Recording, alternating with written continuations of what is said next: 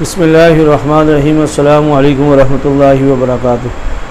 हमने एक वीडियो के अंदर हामला जानवर के बारे में बताया था कि कुर्बानी के लिए अगर हामला जानवर ज़बह हो जाए और उसके पेट के अंदर बच्चा हो तो उसका क्या करना चाहिए, इस बारे में एक सवाल किया गया है।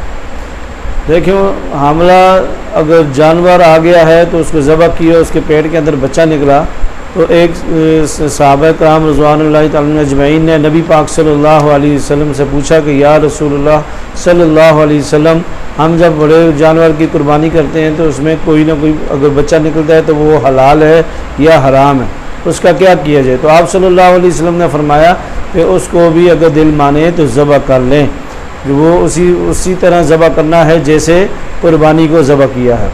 ये आप सल्लल्लाहु अलैहि वसल्लम का फरमान है। हाँ, अगर बच्चा कुर्बानी करने के बाद जब पेट को चीर फाड़ दिया गया तो उसके बाद अगर देखा तो वो मरा हुआ था तो फिर वो ज़बह नहीं होगा, उसको वो हराम हो जाएगा।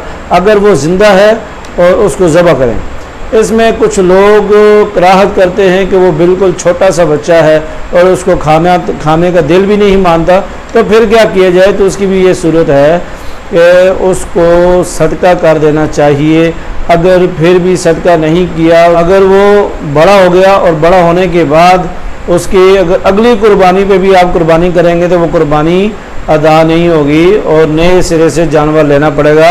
तो इसलिए बेहतर यही है कि इसको सदका कर दें, जैसे गोश्त को सदका किया जाता है उसको सदका कर दें उस सूरत में अगर आपके खाने का जी ना चाहता हो। अगर खाना चाहें तो जायज़ है, नहीं खाना चाहें तो उस बच्चे को जो कुर्बानी के पेट से निकला है, कुर्बानी के जानवर के पेट से निकला है, उसको सदका करना ही बेहतर है। अल्लाह ताला हमें समझ की तौफीक दे।